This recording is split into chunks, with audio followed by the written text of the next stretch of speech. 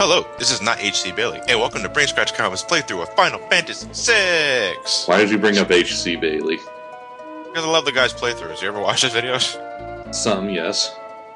I found prefer out a when lot he's of his shit. final. I found out a lot of hidden shit that I didn't know about thanks to his playthroughs. I think you've said that already. Yes, I have. But that was like 3 months ago. Well, when my Lewis was still here. Yeah. Now Ted knows. Yes, now I do know. Who is Harlot anyway? What? Who's Harlot? Harlot? Yeah. Oh. You don't want to know. That's a giant purple people eater.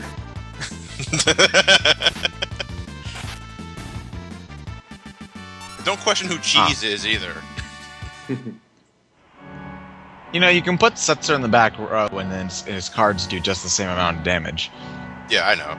But I don't know that now. Ugh. I'd rather have Gambit, thank you. I like Setzer. Yeah, Setzer's cool. But essentially begs the question: where is this? Where this tomb was back before the apocalypse happened? The only reason why this tomb's out now is because of the apocalypse. Was it underground all this time, or? I suppose. And not only that, it's filled with zombies and all kinds of shit. What kind of burial ground is this? We're beneath the well.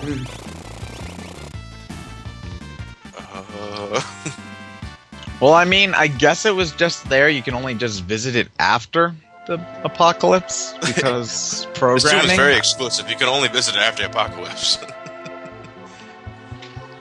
Okay, so can you do anything with this?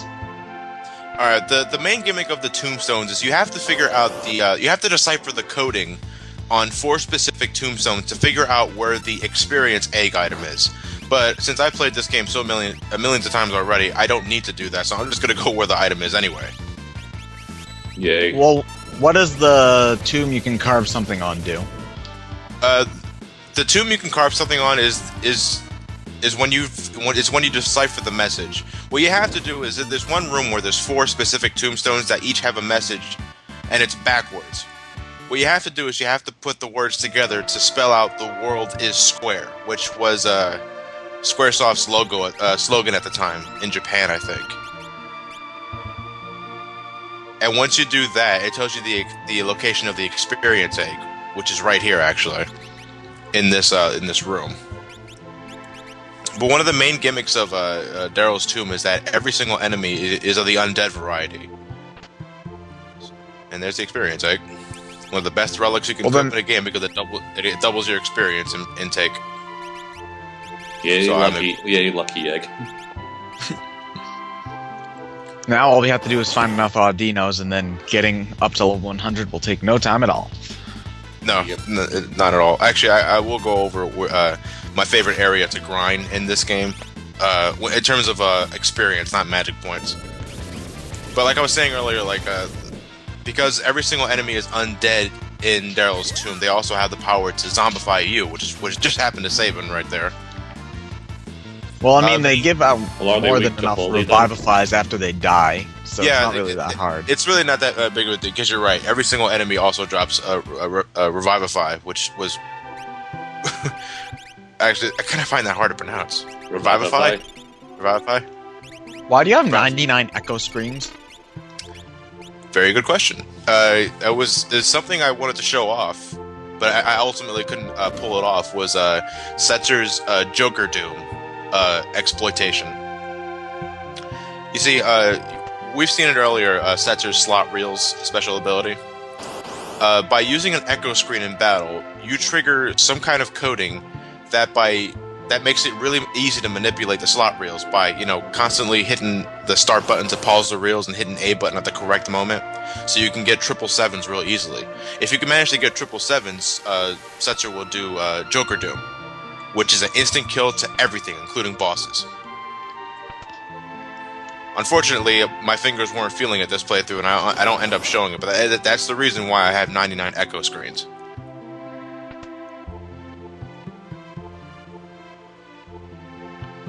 Oh, look, a toy tool. Good thing this turtle is here to carry us across. Yeah, and that door that we're floating to right now is timed. You do have to get there under a certain amount of time, otherwise it will close, and you have to go back and flick the switch again. Okay. I never had trouble with it. I didn't even have the sprint shoes on. Well, fuck you, Ted. I didn't even know it was timed. I just walked normally. Well, you probably knew exactly where we were going anyway, so... Well, yeah, it's not that hard to figure out. It's not like it's a maze or anything. Yeah, I was only talking about, like, on my first 2 playthroughs, I think it was. Like, on my first playthrough, I got to the door just fine. But in the second playthrough is when I found out that it was timed. And now we have another monster in the box, and it's the presenter. Another... It's like a polytop of the Welk enemy that we fought in the very, very beginning of the game. It's fought pretty much the same exact way, too. Yeah. Here's the thing, though. And this is something I just recently figured out. I know, it's not because I HD Bailey. By defeating the presenter, we get Sabin's Dragon Claw, which is a holy elemental piece of equipment. However, if you can manage to destroy the presenter and the shell itself, which counts as a separate enemy, you get 2 Dragon Claws, which is what I'm trying to do here. So by adding the word trying, you don't get it? No, I mean, okay, well, it's what I'm attempting. Well, the same thing. No, the reason why I'm saying this now is because if I weren't attempting to get 2 Dragon Claws, this boss battle wouldn't be nearly as long, because I'm going to be on this guy for like another 3 minutes. Because I'm trying to you have to simultaneously kill the head and the shell at the same time. Alas, you're using scan. Yeah, I'm using scan to figure out how much HP it has left so I can conserve my attacks. Yeah. And just for the record, the shell only counterattacks when the presenter itself ducks inside it. That's why I just hit the shell normally, it didn't do anything. So now I'm scanning the head itself to see how much HP it has left, and it's almost dead, actually. So now I'm putting all of my attention on the shell itself. Holy motherfucker. Damn you, yellow Medusa heads.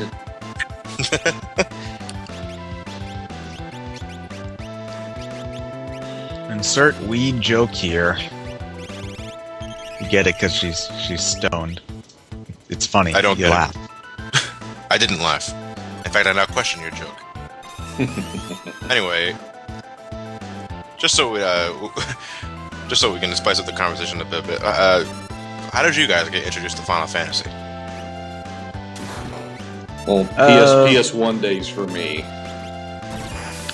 Again, I'm very new to it, so it's just sort of something that I knew about just because of gaming culture and etc.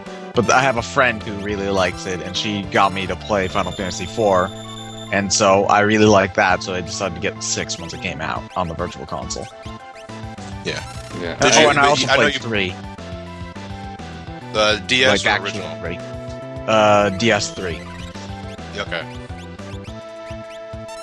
But one of my friend's older brother was playing 7, I thought was cool, so I got 9, because that was out at the time. To this day, it's the only Final Fantasy game I still own. Well, I love 9, though. So do I. Like I said before, I love 7. I do believe it's overrated, but I do love 7. But 9, because of its old school element, its setting, its fantastical setting, it's to me, it just felt like a giant tribute to all the previous Final Fantasy games before it, and I love it because of that.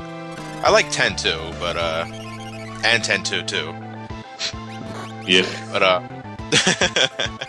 Well, 10-2 brought back the Final Fantasy 3-5 job class system thing, and the active time battle system from 4. Yeah. No, I didn't mind the turn system from 10 to begin with. So. Volleyball of Death.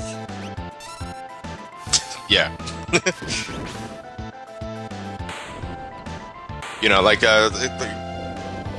I know, like Final Fantasy games, and for this channel in particular, I know we're going to be pretty on and off about them because how long have we been planning on doing this game in particular? A long time. Since we first started the channel, actually. Pretty much.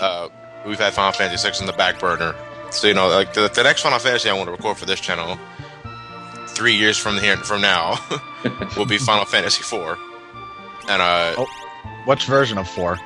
The original. I want to. That's the thing, though. I'm not sure. Do I want to show off the original butchered translation of the Super Nintendo version, which is also the easy version, or do I want to show off the original version on the PlayStation? I'm not sure. We'll see when we get to it. Well, you could do the Game Boy version just for kicks.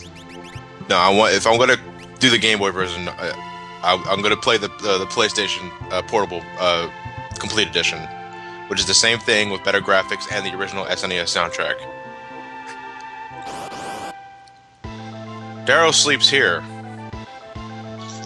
Huh, Daryl, you really let yourself go. Very purple today. No, it's Actually, just this the Dillahunt. This guy comes out of fucking nowhere. Like, I don't get the reason why this guy is here. Is he's protecting Darrow's tomb? Was he just watching the entire time?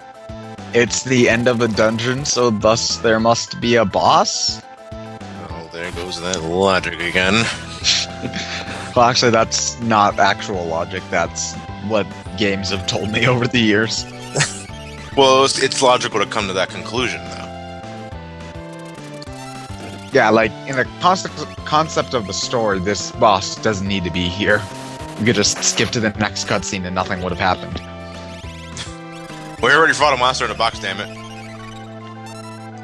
Now that we've got a monster in a casket, what the fuck were you doing in there?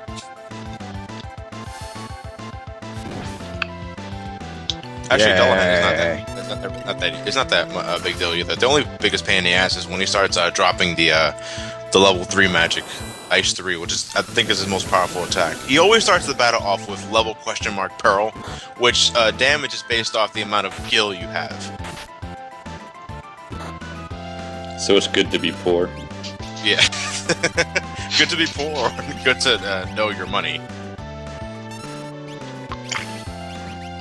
Yeah, but manipulating how much money you have, it would be sort of annoying. You'd have to, like, abuse random encounters in some sort of I have to buy obscure a way. potion at a certain time and make sure I don't get any other money. So because he's of the undead variety, he's pretty susceptible to fire. You would think because he's undead that curing would hurt him, but as you've just seen, stuff. Yeah, he's not weak to holy at all. Sabin's Aura Bolt usually is strong against undead stuff, isn't it? Yeah, but he's not undead in the sense that he's weak to holy. He's more weak to fire than he is holy, because you just saw if he was weak to holy, he wouldn't be able to heal himself with cure like he just did. Unless he can somehow specifically hack into the code and so that he can absorb cure magic just fine, the fucker. And he's dead. Yep, and he's exploded and turned to red just like many other bosses before him. Yeah. Okay, so by flicking a switch on Darrow's coffin, we can proceed to the real meat and bones of the tomb. Stairs! Watch your step. There's a lot of fucking stairs, so God forbid if you fall. So now we get flashbacks concerning Setzer and Darrow's past life. Darrow was one of Setzer's best friends, and just like Setzer, she was also a bit of a daredevil, and she also earned her own airship called the Falcon. Final Fantasy IV reference? Yes. Is it blue? No. It's kind of brown and danky. Yeah. Well, it's been sitting in a cave for who knows how long. No, it's the same color here in the flashback. There it is. It's a blimp? Nose? What the hell is it?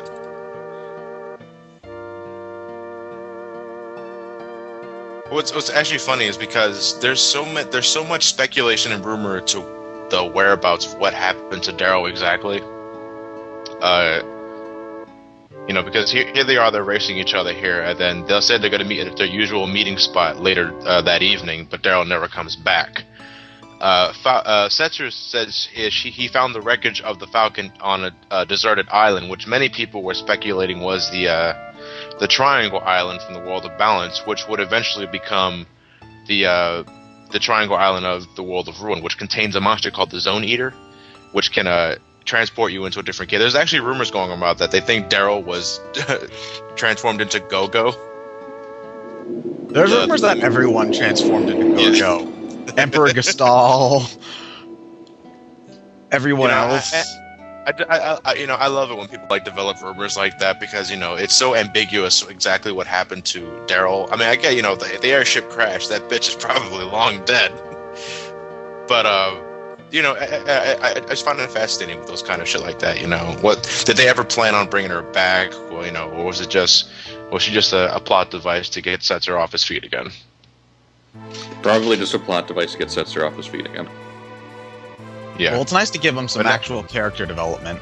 At least. That's one thing I'm real appreciative of Final Fantasy VI. Even though Final Fantasy VI has such a large cast of characters, they really go out of their way to give them at least their moment in the spotlight to give them some development.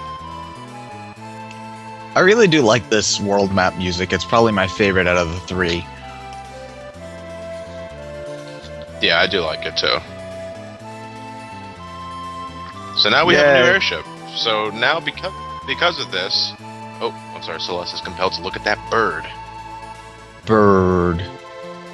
That bird is booking. Setzer, follow that bird, but there's many so like it. Follow that bird. Oh crap! It went into a flock. What are we going to do? I don't understand why she's so compelled to follow the bird. There's millions of it just like it.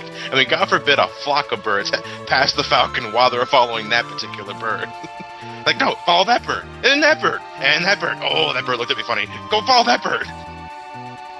And thus we crushed the town with the airship, and everyone died.